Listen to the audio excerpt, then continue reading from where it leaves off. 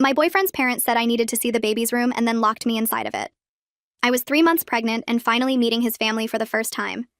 They lived 4 hours away, which is why it took so long to coordinate. When I arrived, his mom opened the door before I even knocked and immediately put her hands on my stomach without asking. "Oh my goodness, there's our grandbaby." His dad guided me inside like I might break. They sat me in a specific armchair and his mom brought water and snacks. "Are you taking your vitamins? What has your doctor said about your iron levels?" I tried to answer, but she kept firing off more questions. His dad seemed irritated when I mentioned I'd only had 2 appointments so far. 2? You should be going every week. My boyfriend just sat there nodding like this was normal. During dinner, his mom watched every bite I took and piled more food onto my plate even when I said I was full. His dad asked invasive questions about my family's medical history that felt way too personal for a first meeting.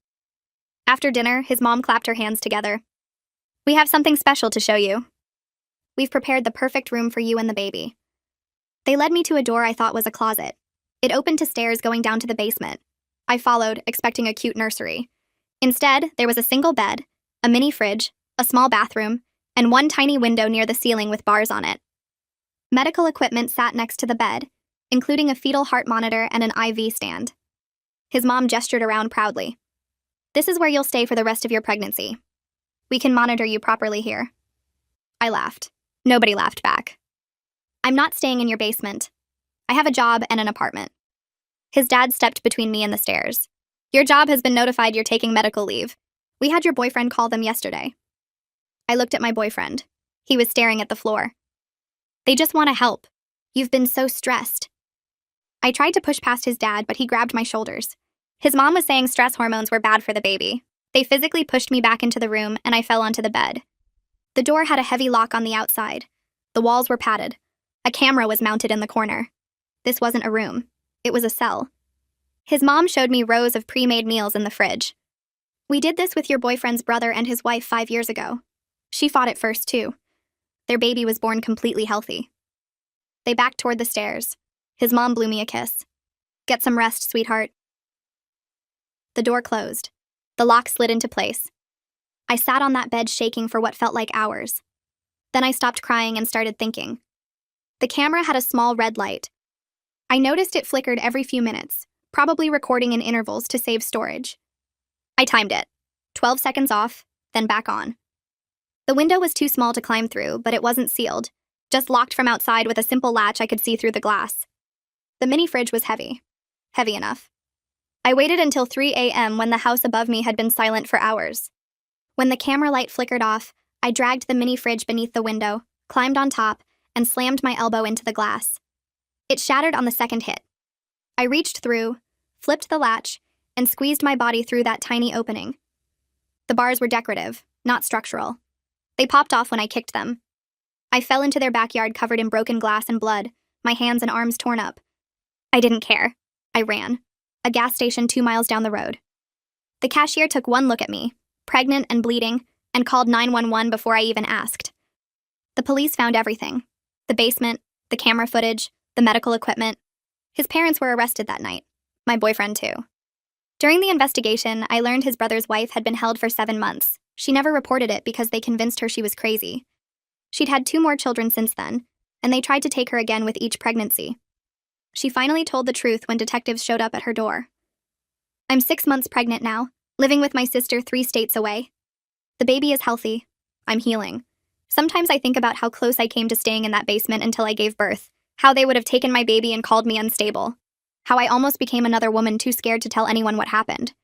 But I got out, and I'm telling everyone." My phone rang at 7 in the morning, 3 days after I posted my story online. I was sitting in Raina's kitchen feeding myself breakfast because my hands still shook when I tried to do normal things. The caller ID said Detective Clark. I answered on the second ring, and he didn't waste time with small talk. 3 more women had contacted the police after reading my story. 3 women with stories about the Mackenzie family that went back 15 years. The pattern was bigger than anyone thought. The charges against them were being expanded. I sat there with my spoon halfway to my mouth while he explained that each woman described similar basements, similar monitoring equipment, similar phrases about stress hormones. The oldest case was from 1998. 15 years of this happening and nobody knew. My cereal got soggy while he talked.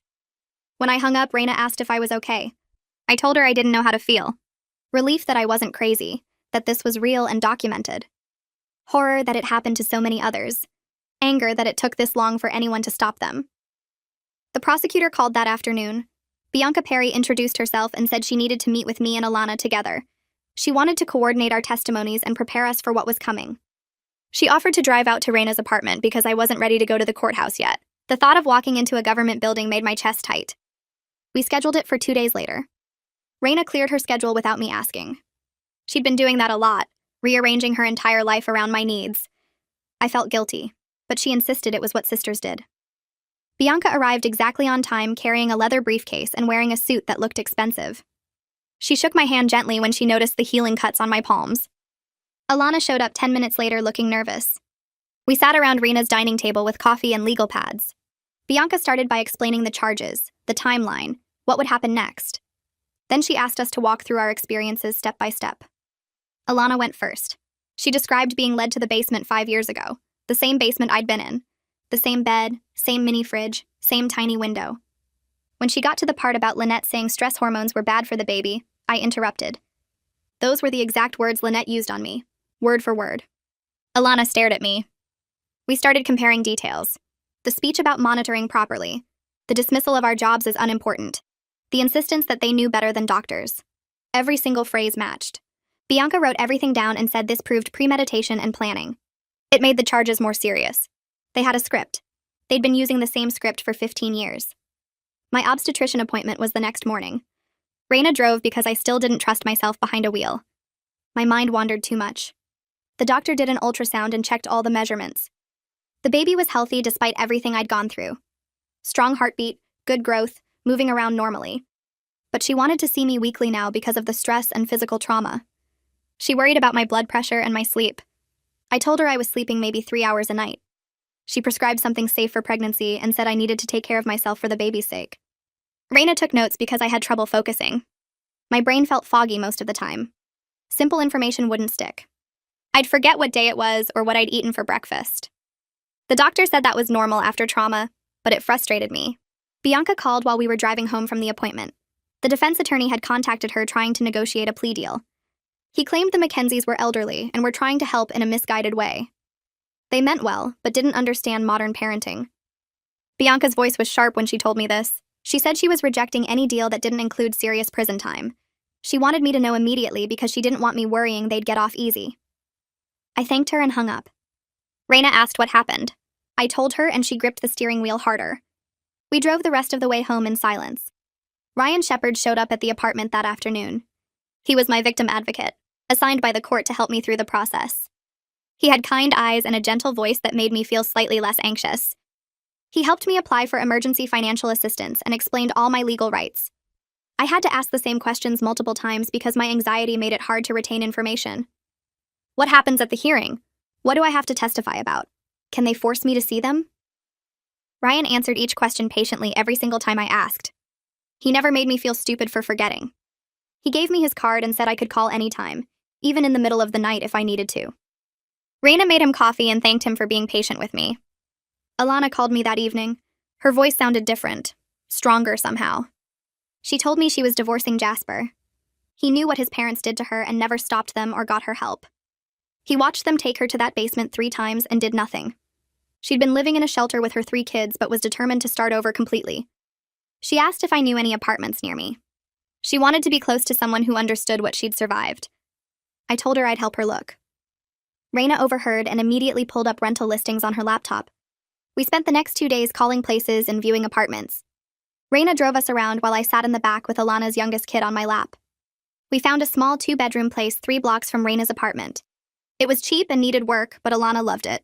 A domestic violence support organization donated furniture and household items. Raina and I helped her move in. We assembled beds and unpacked boxes and hung curtains. Having her nearby felt like having an ally who truly understood what I survived. Someone who didn't need me to explain why certain sounds made me freeze, or why I checked every door lock 3 times. My therapist introduced me to EMDR therapy the following week. She explained it was for processing trauma through eye movements and bilateral stimulation. It sounded weird, but I was desperate for anything that might help. The first session left me exhausted, but feeling like I released something heavy I'd been carrying. We focused on the moment the basement door locked. the sound of that lock sliding into place. She had me follow her fingers with my eyes while holding on to that memory. My body shook and I cried, but afterward I felt lighter. The work was hard, but I could already tell it was helping. I scheduled weekly sessions. Detective Clark called again 3 days later. They'd found journals in Lynette's possession, notebooks filled with her beliefs about pregnancy and control. She'd documented detailed plans for how to handle difficult mothers. What to say, how to isolate them, how to maintain control.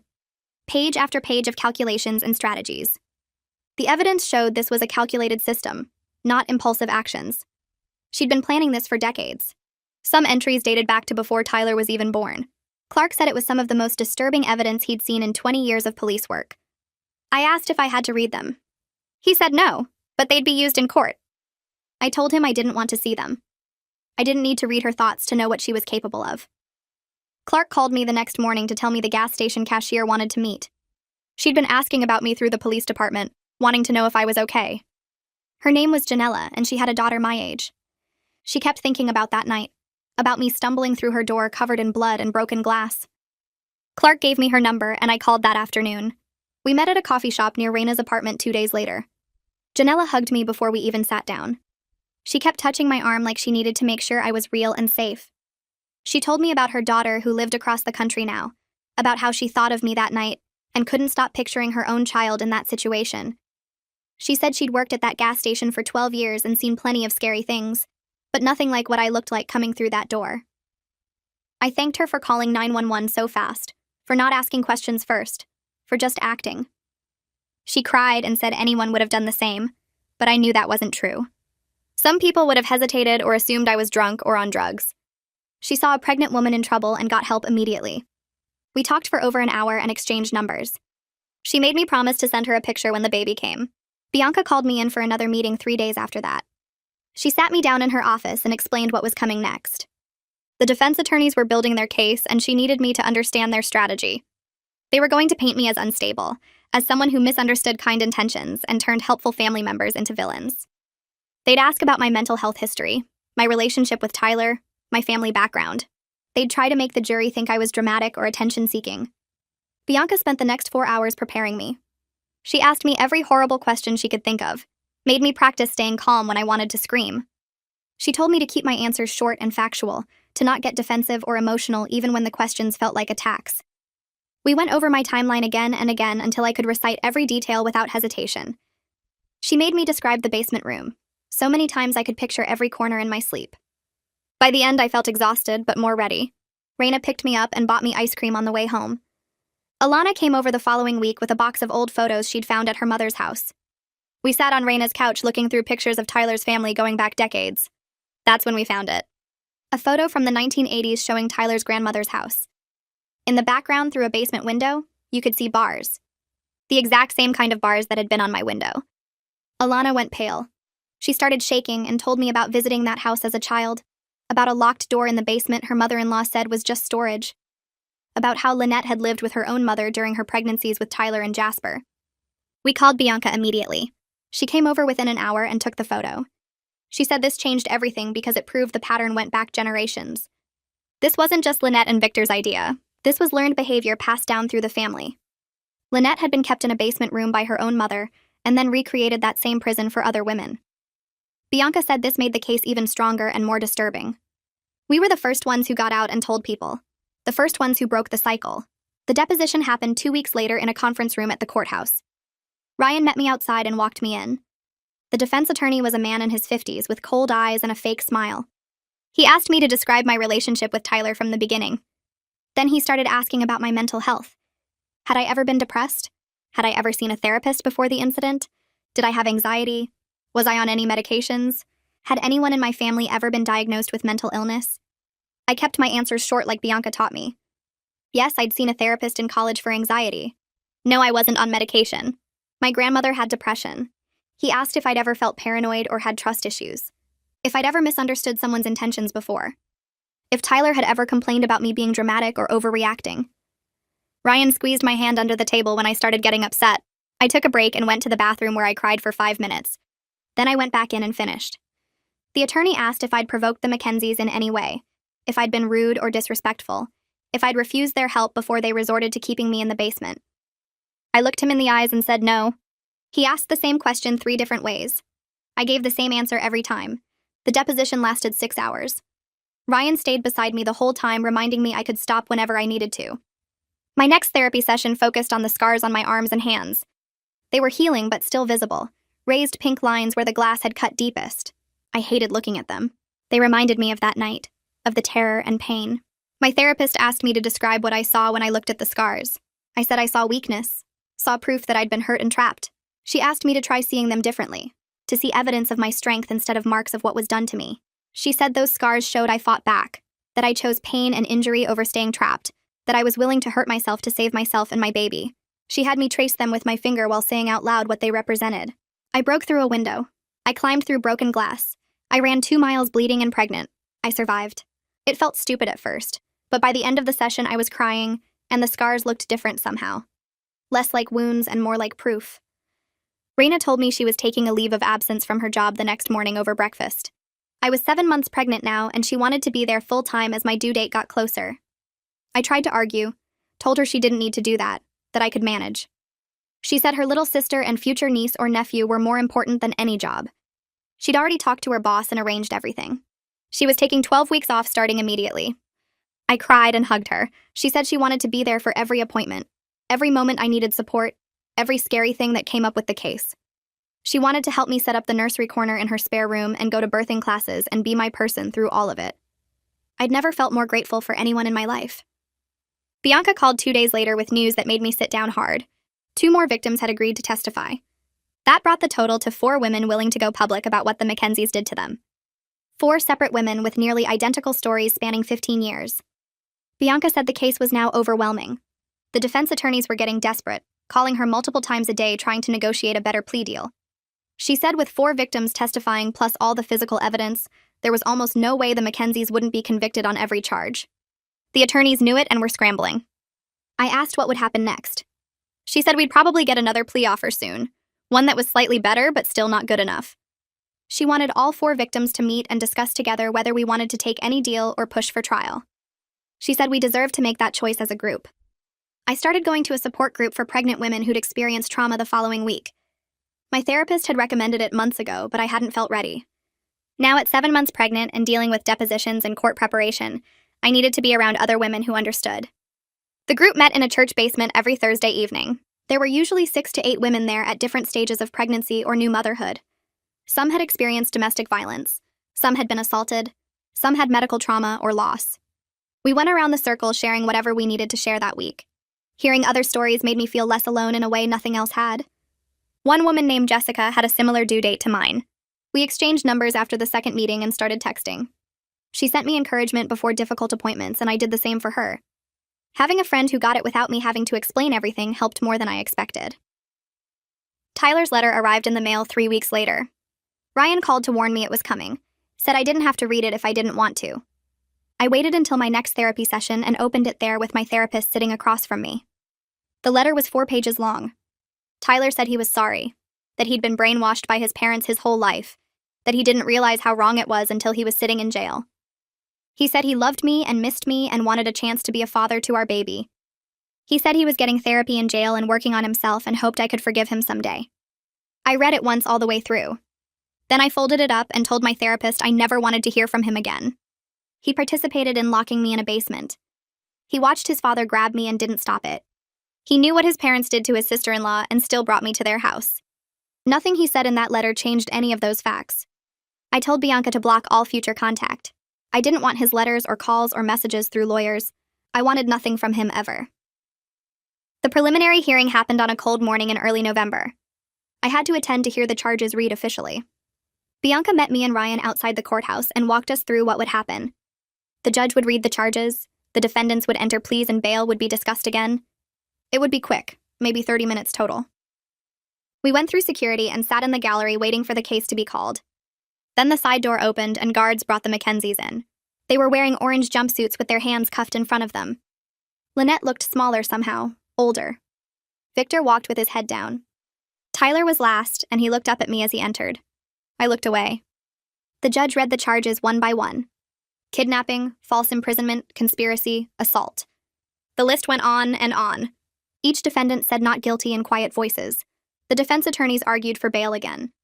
Bianca stood up and reminded the judge that these defendants had imprisoned multiple women over many years and represented a clear danger to the community. The judge denied bail for all three. They'd stay in jail until trial. Watching them be led back out in handcuffs and orange jumpsuits made it real in a way nothing else had. They were actually being held accountable. They were actually in jail for what they did to me and Alana and the others. I cried in the courthouse bathroom afterward while Raina held me. I looked at Lynette across the courtroom and watched her lips move. She was mouthing something at me while her lawyer shuffled papers. I'm sorry. That's what she was trying to say. Her attorney noticed and grabbed her arm, pulling her back into her seat. The judge cleared his throat and started talking about bail again. The defense lawyers stood up and asked if their clients could at least be released on house arrest. They said Lynette and Victor were elderly and not dangerous. Bianca stood up so fast her chair scraped the floor. She reminded the judge about the basement and the camera and the 4 other women who came forward. She said these people spent decades planning how to trap pregnant women. The judge looked at the Mackenzies for a long time. Then he said no bail for any of them. He called them flight risks and dangers to the community. Guards came and led them back through the side door. Tyler looked at me one more time before he disappeared. I didn't look away this time. I wanted him to see that I wasn't scared anymore. Back at Raina's apartment that night, I sat on the couch with my hand on my stomach. The baby had been kicking all day. Little movements that felt like bubbles popping. I pressed my palm against the spot where I felt her moving. I started talking without really thinking about it. I told her we were going to be okay. I said she was going to have a good life and nobody would ever hurt her. I promised her she'd be safe and loved and free. Raina came out of the kitchen and caught me talking to my belly. She sat down next to me and put her hand right next to mine. She started talking too, telling the baby she was going to be the best aunt ever. She said they'd go to the park and eat ice cream and watch movies. She promised to teach her how to ride a bike and stand up for herself. We sat there together with our hands on my stomach, making promises to someone who wasn't even born yet. Bianca called 2 days later with news. She'd filed more charges against the Mackenzies. The other victims had given statements and each one added new counts. Kidnapping, false imprisonment, assault, conspiracy. The list went on and on. She said if they were found guilty on everything, they'd each be facing over 40 years in prison. I asked what that meant for the trial. She said the defense lawyers were getting nervous. They'd started calling her office multiple times a day asking about plea deals. She told them she wasn't interested unless they were talking about serious prison time.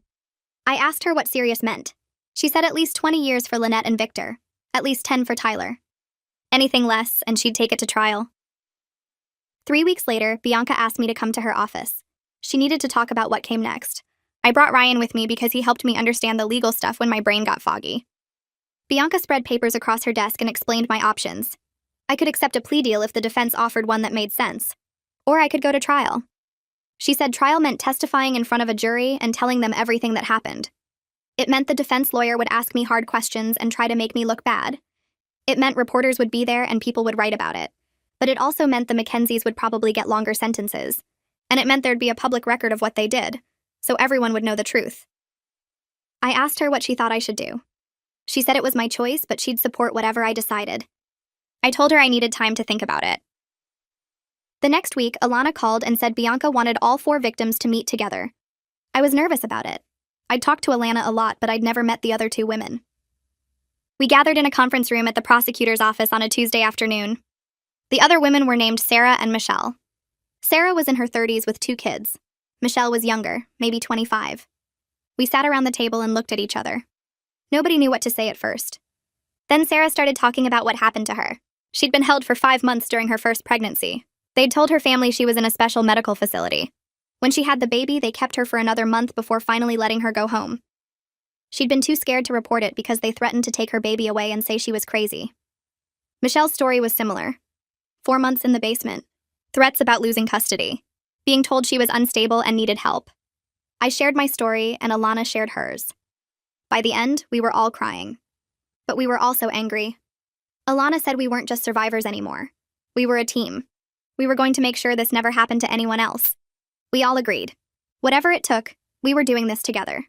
2 days after that meeting, a reporter published a huge article about the Mackenzie case. It was in a major newspaper and got picked up by news sites everywhere. The article talked about multi-generational abuse and how families can hide horrible things for decades. It explained how the Mackenzies operated and why nobody caught them sooner. The reporter interviewed experts about control and manipulation.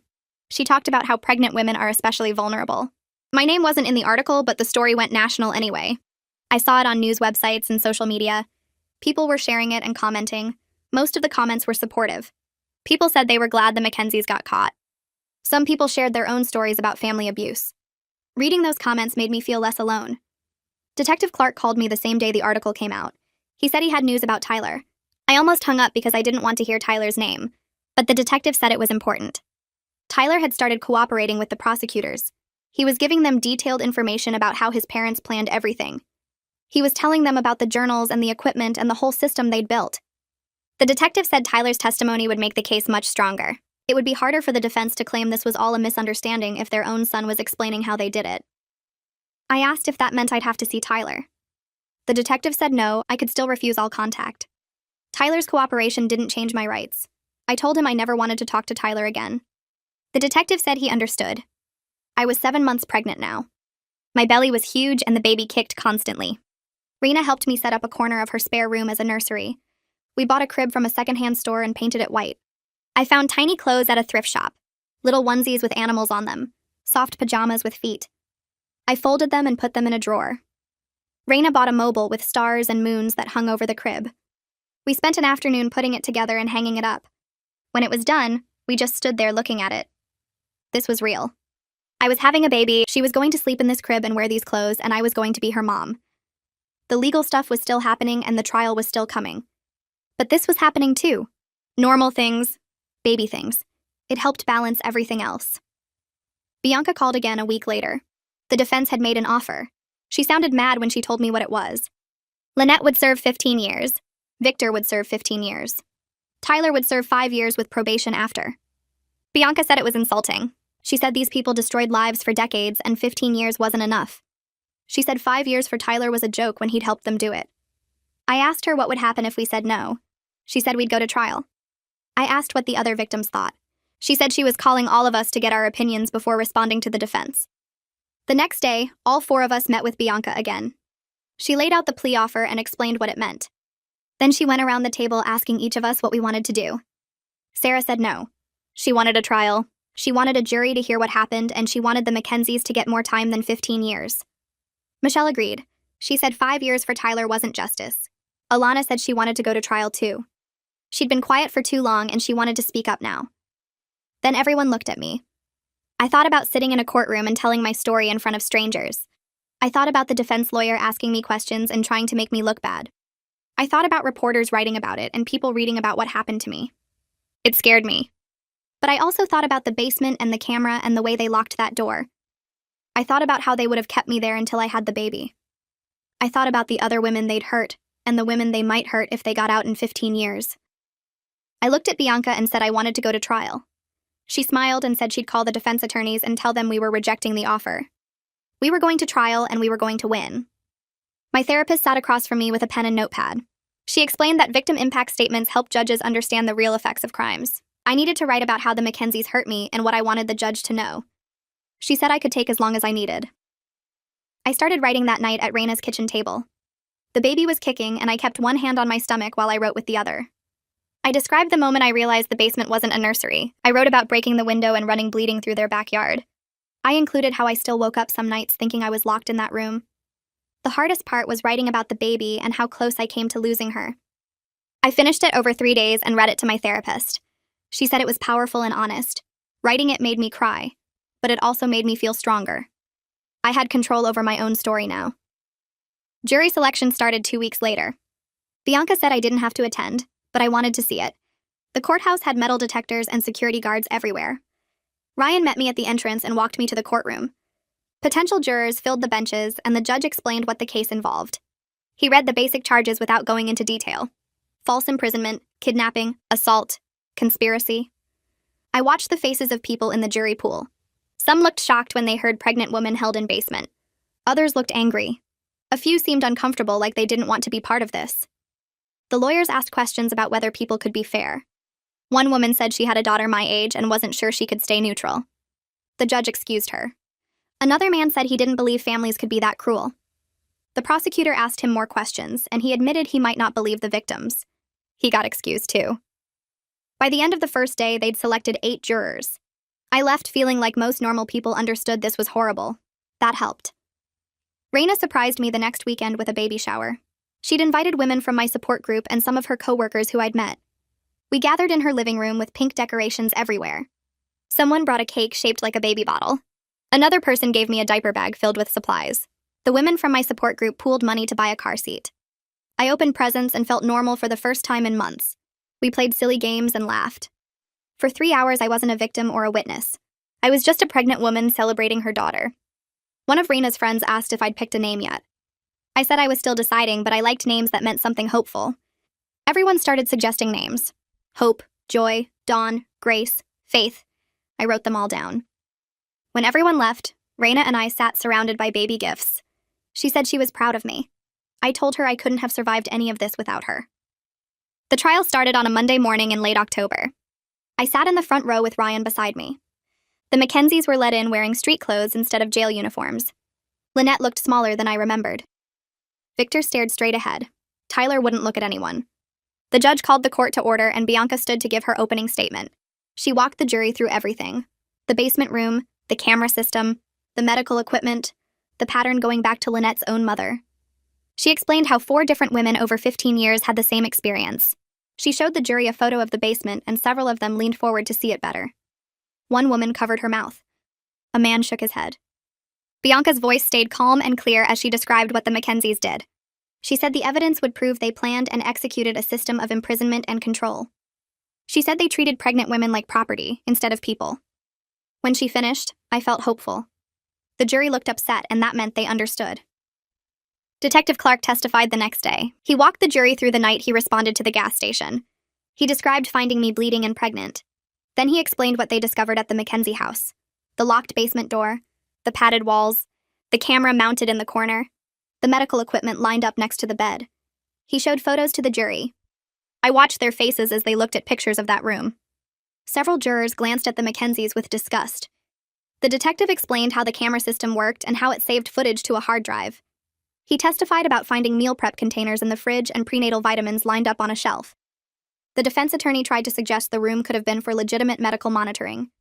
Detective Clark said no legitimate medical setup includes locked doors and hidden cameras. The jury nodded.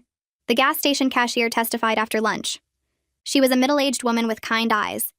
She described how I stumbled through the door covered in blood. She said I was shaking and could barely speak. She called 911 immediately and stayed with me until the ambulance arrived. The prosecutor asked what condition I appeared to be in. The cashier's voice broke when she answered. She said I looked terrified and hurt and very pregnant. She said she has a daughter about my age and kept thinking about what if this happened to her child. She started crying on the stand. The judge gave her a tissue.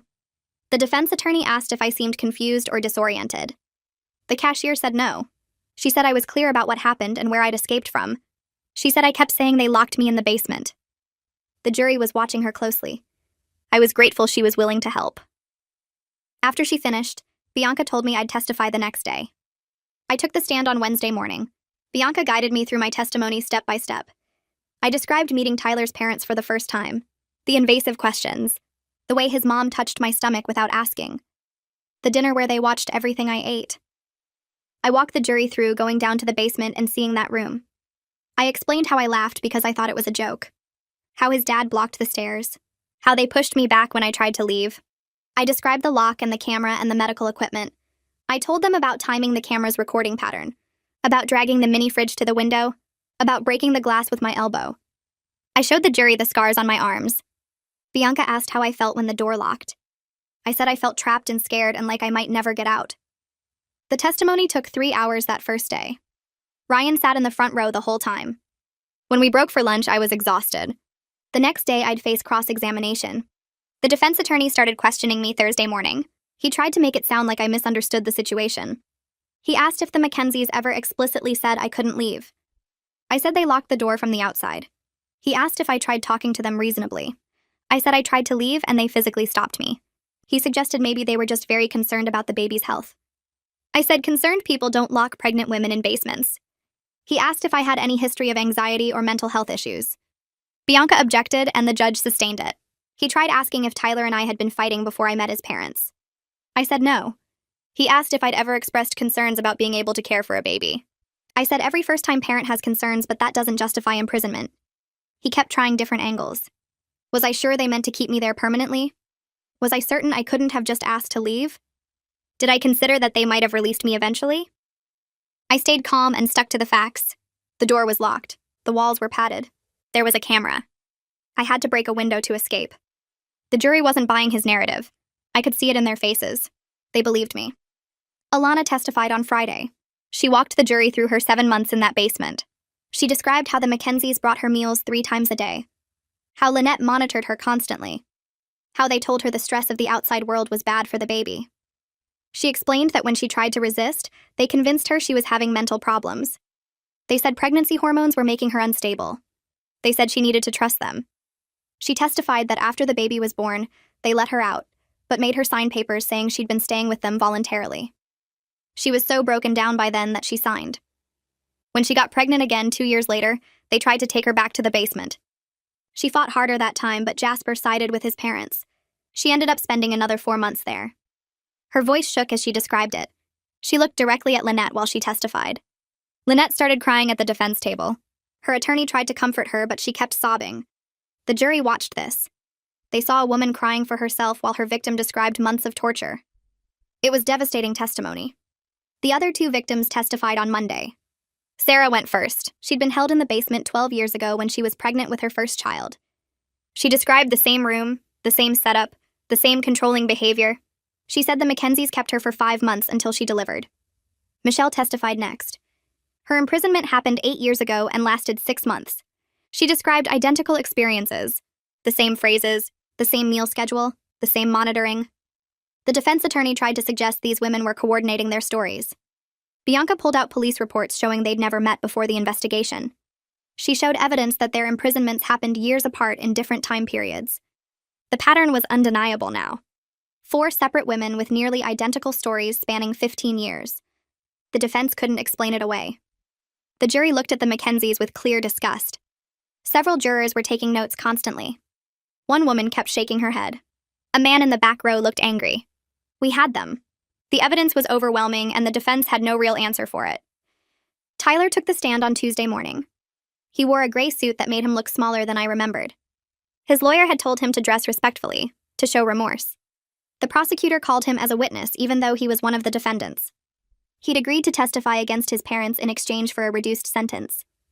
Bianca had explained this to me beforehand, so I wouldn't be surprised. I sat in the gallery watching him swear to tell the truth. His hand shook on the Bible. The prosecutor asked him to describe his role in what happened to me. Tyler's voice cracked when he started talking. He said his parents trained him from childhood to believe pregnant women needed constant supervision. They taught him that stress and independence were dangerous for babies. He described helping them prepare the basement room weeks before I arrived. He admitted calling my job to request medical leave without my permission. He said he knew I would resist at first, but his parents convinced him I'd understand eventually. The prosecutor asked if he believed this was right. Tyler started crying. He said he didn't know anymore, that he was raised to think this was normal and loving. He took full responsibility for his actions. He looked at me once during his testimony. I didn't look away. I wanted him to see what he'd done. The defense attorney tried to paint him as a victim of his parents during cross-examination, but Tyler kept saying he made his own choices. When he finished testifying, Bianca leaned over and whispered that his honesty would help our case significantly. The jury watched him walk back to the defense table with expressions I couldn't read. The medical experts testified on Wednesday. The first was a psychiatrist who specialized in trauma and captivity. She explained how being imprisoned during pregnancy creates specific psychological damage beyond regular trauma.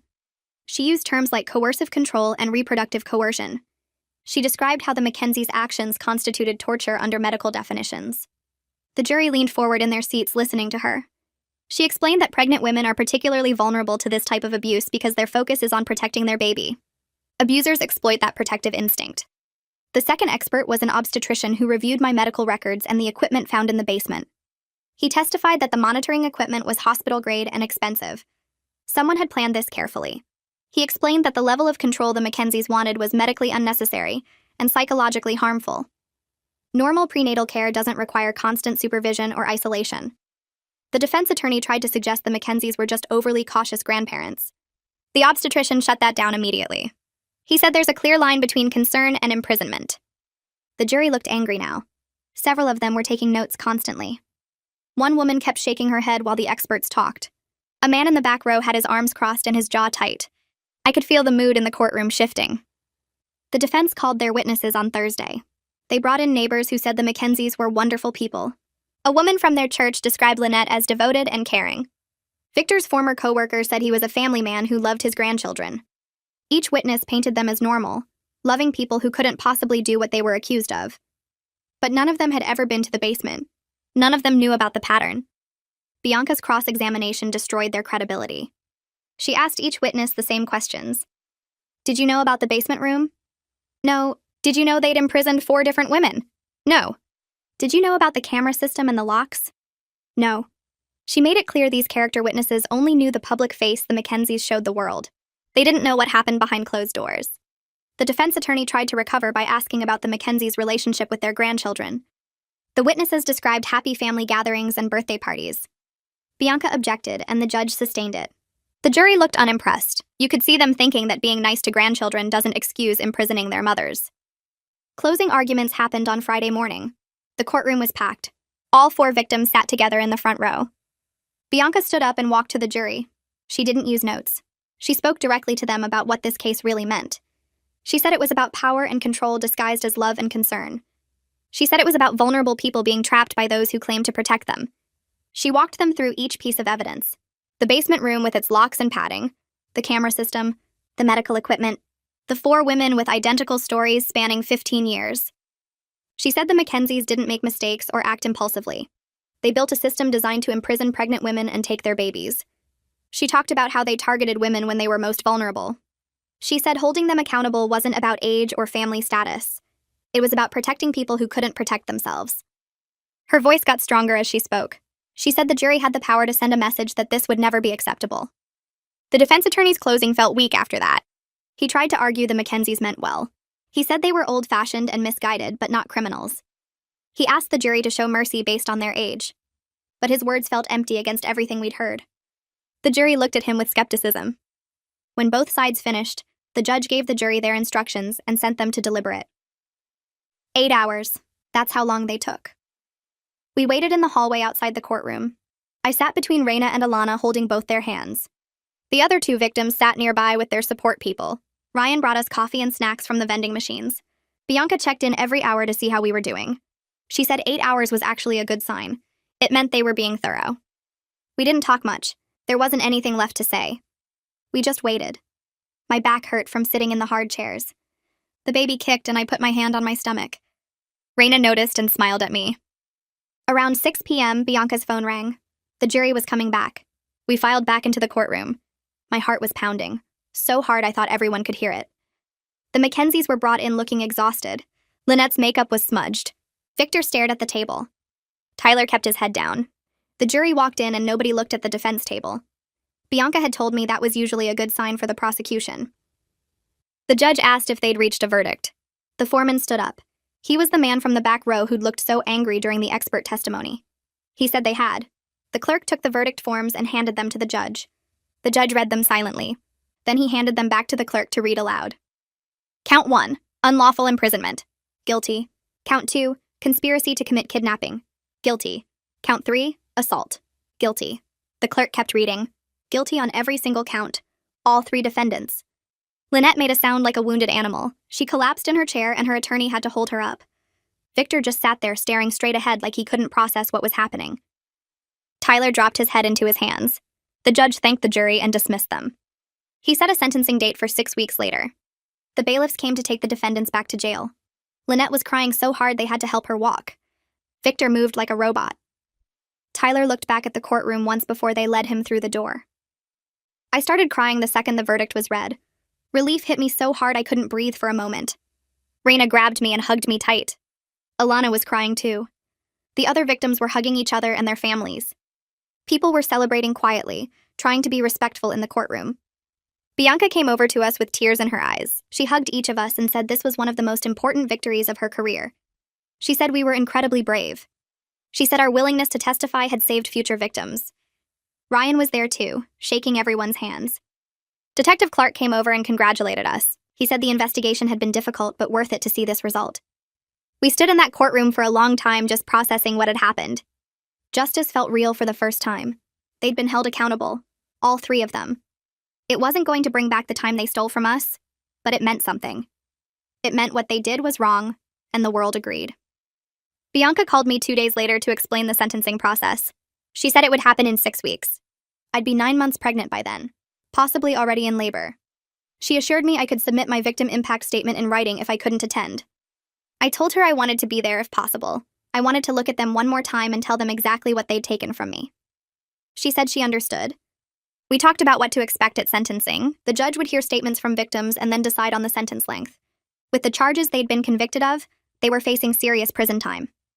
Lynette and Victor could get 30 years or more. Tyler would get less because of his cooperation and his age. Bianca said she'd fight for the maximum on all of them. I thanked her for everything she'd done. She said it was her job, but also her honor. She said cases like this reminded her why she became a prosecutor. 2 weeks before my due date, I woke up at 3 a.m. with contractions. I thought it was false labor at first, but they kept coming, getting stronger and closer together. I woke Raina up and she immediately started timing them.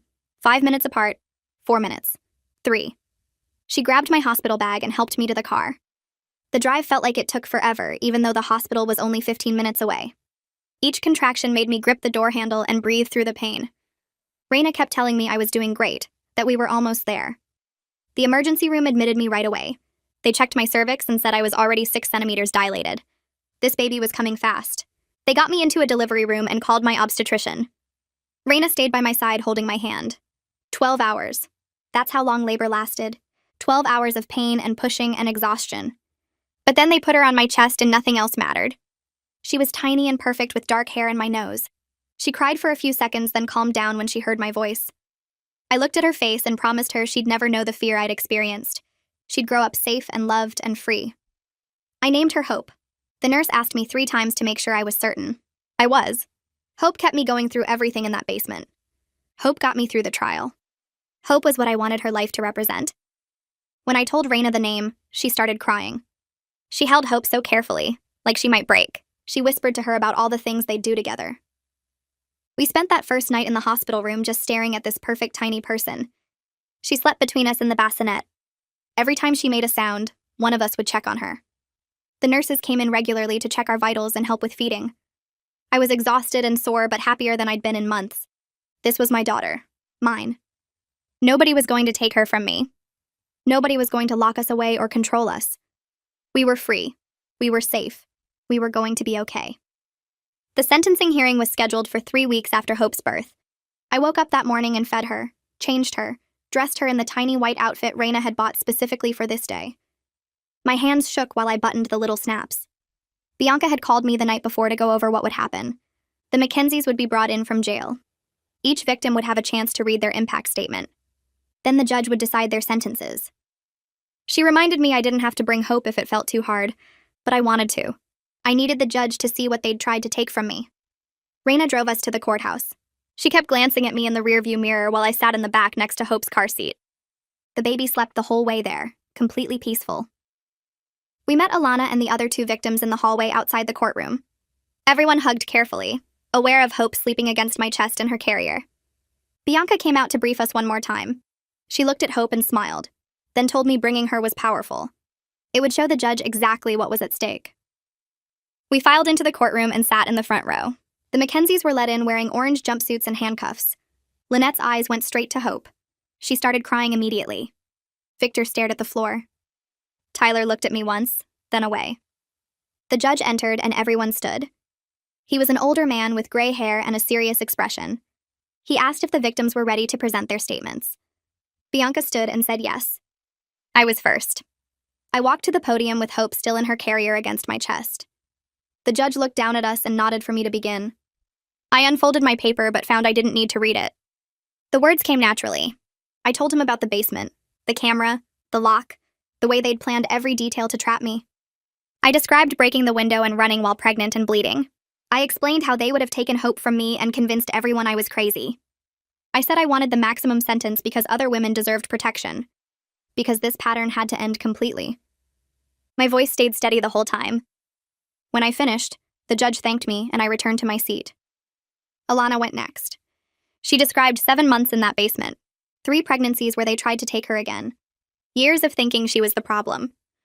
Her voice broke several times, but she kept going. The other 2 victims shared their stories. One had been held for 4 months, the other for 5. By the time everyone finished, 40 minutes had passed. The courtroom was silent except for Lynette's crying. The judge took off his glasses and rubbed his eyes. He said he needed a few minutes to consider the sentences. We waited. Hope woke up and I fed her right there in the courtroom, not caring who saw. 15 minutes later, the judge returned. He looked directly at the Mackenzies and began speaking. He called their actions calculated, cruel, and devastating. He said he'd reviewed all the evidence and heard the victims' statements. He said he wished the law allowed him to impose longer sentences than what he was about to give. Then he sentenced Lynette to 30 years in prison, Victor to 25 years, Tyler to 12 years. The courtroom erupted in whispers. Bianca squeezed my hand. Lynette collapsed in her chair and had to be helped up by guards. Victor's face went completely blank. Tyler dropped his head into his hands. The judge explained that given their ages, Lynette was 68 and Victor was 65, they would likely spend the rest of their lives in prison. Tyler would be in his late 30s when released. He said he hoped this sent a clear message that family relationships don't excuse imprisonment and abuse. The guards led them out. Lynette tried to look back at Hope one more time, but a guard blocked her view. Then they were gone. We all stood there for a moment, processing what had just happened. It felt real. They were going to prison for decades. They couldn't hurt anyone else. Bianca came over and congratulated all of us. She said this was one of the most important cases of her career. Ryan hugged each victim carefully. Detective Clark, who'd been sitting in the back, came forward to shake our hands. Outside the courthouse, we stood in the sunshine. Someone suggested we get dinner together to celebrate. All 4 victims and our support people. It felt right. We went to a restaurant nearby that had a private room. They brought a high chair for Hope even though she was too small to use it. We ordered food and drinks. When everything arrived, Alana stood up with her water glass. She said she wanted to toast to survival, to strength, and to the futures we were all building. Everyone raised their glasses. Hope slept peacefully in my arms through the entire meal. We talked about next steps, moving forward, healing. 2 of the victims were planning to move to different states for fresh starts. Alana was staying here because of her kids' schools. I was staying because of Raina, and because I'd found community here. After dinner, we exchanged phone numbers and promised to stay in touch. Back at Raina's apartment, I put Hope down in her bassinet and sat on the couch. The weight of the day hit me all at once. They were going to prison. For decades. Justice had happened. Real justice. Raina sat next to me and we didn't say anything for a while. Then I told her I wanted to start looking for my own apartment nearby. I was ready to live independently with Hope. Ready to build our life. She understood. She said she'd help me search and that she wanted to be close enough to see Hope all the time. Over the next few weeks, I started making actual plans. The financial assistance I was receiving would cover rent and basic expenses while I finished my degree online. I found an apartment 3 blocks from Raina's place. It was small but perfect. 2 bedrooms, decent kitchen, safe neighborhood. I signed the lease and felt proud. Meanwhile, Alana called to tell me she'd gotten a job at a domestic violence shelter. She said she wanted to use what happened to her to help other women escape dangerous situations. She said turning her pain into purpose was helping her heal. I understood completely. I enrolled in online classes to finish my degree in social work. I'd been inspired by everyone who helped me. Bianca, Ryan, Detective Clark, my therapist, the support group. I wanted to provide that same support to others. Hope would nap while I studied. I'd read textbooks with her sleeping on my chest. It felt good to be building something, creating a future. One afternoon, Detective Clark knocked on Raina's door. He asked if he could meet Hope. I invited him in, and he held her carefully, like she might break. He told me the case had led to policy changes in how law enforcement handles reports of family imprisonment. Training programs were being developed. Protocols were being updated. Our willingness to come forward was making differences beyond just our own situations. He said other women in other places would be safer because we'd spoken up. That meant everything. A few weeks after the sentencing, I got a call from the support group leader asking if I'd speak at their next meeting. She said new members were joining who needed to hear from someone who'd made it through. I agreed immediately. On the night of the meeting, I walked into that familiar room carrying Hope in her car seat. The faces around the circle looked tired and scared, exactly how I remembered feeling months ago. I sat down and started talking. I told them about the basement, about breaking the window, about running bleeding through the dark. I told them about the trial and watching 3 people get sentenced to decades in prison. Then I lifted Hope out of her carrier and held her up. I said this was what survival looked like. This was what happened when you fought back and got out and built something new. Several women were crying. One asked how I stopped being afraid. I told her I didn't. Not completely. But I learned to live with the fear instead of letting it stop me. After the meeting, 3 different women came up to thank me. One hugged me and whispered that I gave her hope. Driving home, I felt lighter than I had in months. An envelope arrived in my mailbox 2 days later with no return address. Inside was a handwritten letter from someone who signed it with just a first name. She wrote that she'd been on the jury for our case. She said serving on it changed everything she thought she understood about family violence and control. The trial showed her that abuse could look normal from the outside, that dangerous people could seem like loving parents, that victims weren't always believed even when they told the truth. She'd started volunteering with an organization that helped trafficking victims after the trial ended. She said our willingness to testify publicly inspired her to do something instead of just feeling sad about injustice. She thanked me for my courage. I read that letter 5 times. I put it in a folder with other important documents. Knowing that what happened to us created positive change in someone else's life made the pain feel less pointless. Raina and I fell into a routine that worked perfectly for both of us. Every Tuesday and Thursday evening, she'd come home from work and take Hope while I went to my online classes or study groups. She'd feed her, play with her, put her to bed if I wasn't back yet. At first, I felt guilty about asking for help. Then I realized Raina loved those evenings. She'd send me photos of Hope making funny faces or videos of her giggling. Our relationship changed from her taking care of me to us taking care of each other. She wasn't just my sister anymore. She was my partner in building this new life. We'd sit together after Hope went to sleep and talk about our days, our plans, our fears. She told me she was proud of me for going back to the school. I told her I couldn't have done any of this without her. That was the truth. Hope turned 6 months old on a Tuesday. My therapist had warned me that milestones might trigger anxiety about everything that happened during my pregnancy. She was right. The morning of Hope's half-birthday, I woke up panicked. What if I'd somehow damaged her by being so stressed those first months? What if the trauma affected her in ways I couldn't see yet? I called my therapist and got an emergency session that afternoon. She walked me through the evidence. Hope was hitting every milestone on time. She smiled, laughed, rolled over, reached for toys. Her pediatrician said she was perfectly healthy and developing normally. The fear I felt was normal too, but it wasn't based in reality. We were safe. We were building a good life. Hope was thriving because I got us out and gave her a stable, loving home. By the end of the session, I felt calmer. I picked Hope up from Raina's place and held her close, watching her grab at my hair and babble nonsense sounds. She was fine. We were fine. 2 years passed faster than I thought possible. I finished my degree requirements and walked across the stage at graduation with Hope holding my hand. She was 2 years old and kept trying to run toward the audience where Raina and Alana were sitting. I had to scoop her up and carry her while the dean handed me my diploma. The audience laughed and clapped. Alana was crying happy tears. Raina was taking a million photos. After the ceremony, we all went out for dinner to celebrate. Hope sat in a high chair eating French fries and singing to herself. I looked around the table at these 2 women who'd helped me survive and rebuild. Alana had her own apartment now, and her kids were doing better. Raina had gotten a promotion at work. I had a degree in social work and actual job prospects. We'd all come so far from where we started. I felt proud of every single one of us. The domestic violence shelter where Alana worked called me 3 weeks after graduation. They had an opening for a case manager position. Alana had recommended me. I interviewed the next day and got hired on the spot. My first day of work, Alana showed me around and introduced me to everyone. We'd be working together directly, coordinating services for women escaping abuse. Our shared experience gave us something other staff members didn't have. We understood what it felt like to be trapped, to escape, to rebuild from nothing. The women we helped could see that understanding in us. They trusted us faster. They opened up more.